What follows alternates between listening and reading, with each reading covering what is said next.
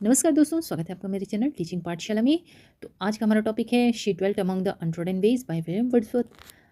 तो ये Lucy series चल रही है जिसका मैंने बहुत अच्छा इंट्रोडक्शन बनाया है और इसकी पहली पोएम भी मैंने पढ़ा दी है और ये दूसरी पोएम है। तो अगर आप चैनल पर नए हैं तो चैनल को सब्सक्राइब ज़रूर कर लें और वीडियो अच्छी लगे तो वीडियो को लाइक भी ज़रूर करें। चलिए स्टार्ट करते हैं आज की पोएम।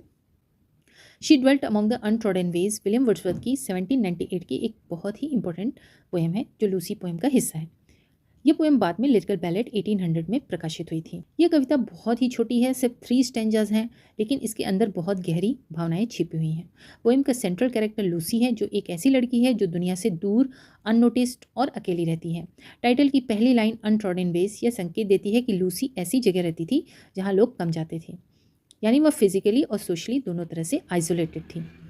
पोएट लूसी की ब्यूटी को बहुत सिंपल लेकिन पावरफुल इमेजरी के माध्यम से दिखाता है। वह उसे एक वायलेट फ्लावर और स्टार से कंपेयर करता है।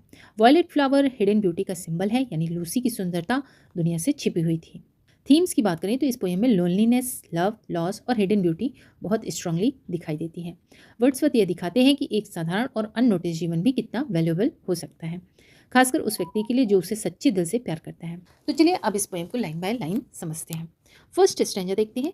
She dwelt among the untrodden ways beside the spring of Dove, a maid whom there were none to praise and very few to love। Poet बताते हैं कि लूसी एक ऐसी जगह रहती थी जहाँ लोग कम जाते थे, यानी अनट्रॉडन वेज। वह डव नदी के पास रहती थी, जो नेचर का शांत और आइसोलेटेड एनवायरनमेंट दिखाता है।